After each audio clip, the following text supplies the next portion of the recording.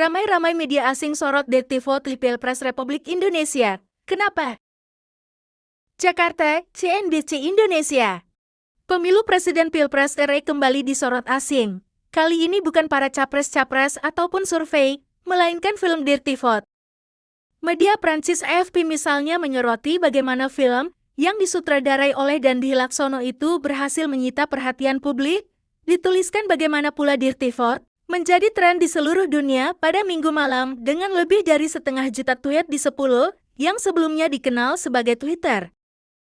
Sebuah film dokumenter yang mengklaim Presiden Indonesia Joko Widodo menggunakan sumber daya negara untuk mencoba memenangkan pemilihan presiden minggu ini demi mendukung Menteri Pertahanannya telah menjadi viral dan ditonton jutaan kali dalam sehari, tulis media tersebut pada leadnya di artikel. Indonesia Documentary Claims Widodo Improperly Bucket Election Favorite dikutip Selasa 13 Februari 2024. Widodo telah dituduh oleh LSM dan pakar hukum memanipulasi persyaratan kelayakan untuk mengangkat putra sulungnya sebagai calon wakil Presiden Subianto, serta meningkatkan bantuan kesejahteraan menjelang pemungutan suara. YNG secara diam-diam mendorong calon presiden tersebut yang telah berkampanye untuk melanjutkan kebijakan presiden, tambah media itu. Film dokumenter, Dirty Vote, yang disutradarai oleh jurnalis investigatif terkenal Indonesia Dandi Laksono dan dapat ditonton gratis di YouTube, menegaskan bahwa pemerintahan Widodo telah menggunakan pejabat negara dan dana untuk memiringkan suara untuk Subianto di antara tuduhan lainnya, jelasnya lagi. AFP tidak dapat memverifikasi secara independen klaim film dokumenter tersebut, tambah media itu. Meski begitu media ini memuat bagaimana pembelaan diberikan.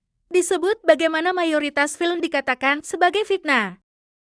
Mayoritas yang diceritakan dalam film itu adalah fitnah, narasi kebencian yang sangat berasumsi dan sangat tidak ilmiah, muat AFP lagi, mengutip Wakil Ketua Tim Kampanye Prabowo, Habibur Rahman. Saya merasa ada kecenderungan untuk melakukan sabotase, bukan sabotase, untuk merendahkan pemilu dengan narasi yang tidak berdasar, tambahnya. Media Singapura Straits Times juga ikut mengabarkan film ini. Dikatakan bagaimana sebuah film dokumenter kontroversial baru tentang pemilu Indonesia dirilis beberapa hari sebelum hari pemungutan suara. Menuai reaksi keras dan tim kandidat terdepan, Prabowo Subianto, menyebutnya sebagai fitnah dan narasi kebencian, tulisnya di artikel yang berjudul Documentary on Indonesian Elections Slanderous, Size Prabowo S. Campaign Teang. Dirty Vote, sebuah film dokumenter berdurasi 2 jam yang diunggah ke YouTube pada 11 Februari, memperoleh lebih dari 3 juta penayangan dalam waktu kurang dari 24 jam. Laporan ini menampilkan pakar hukum yang menuduh bahwa kecurangan telah mendominasi proses pemilu, tambahnya lagi. Mereka juga menuduh pihak berwenang tidak bersikap adil dan memihak kepada Prabowo dan pasangannya Gibran Rakabuming Raka, yang merupakan putra sulung Presiden Joko Widodo, muat media itu. Dalam artikel sama, Straits Times juga menguat reaksi ketiga capres menyikapi beredarnya Dirty Vote di masyarakat. Wakil Ketua Tim Pemenangan Nasional TPN Prabowo Subianto Gibran Rakabuming Raka, Habibur Rahman, menilai bahwa film itu tidak mencerminkan kebenaran.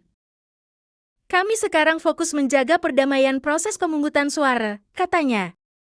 Todung Mulya Lubis, Wakil Ketua Bidang Hukum Tim Kampanye Ganjar, mengatakan pada konferensi pers bahwa ia tidak setuju dengan anggapan bahwa film tersebut bersifat fitnah.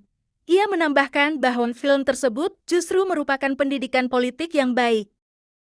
Saya berharap masyarakat tidak bereaksi berlebihan terhadap film tersebut dan menghindari melaporkannya ke polisi, karena takut akan memicu ketegangan yang tidak sehat bagi kita sebagai sebuah bangsa, paparnya. Sementara itu, digambarkan pula bagaimana pasangan Anies, mantan Menteri Tenaga Kerja dan Transmigrasi Muhaimin Iskandar, membagikan tautan film dokumenter tersebut di akun X-nya. Unggahannya "Sudahkah Anda menonton ini?" juga dimuat media tersebut.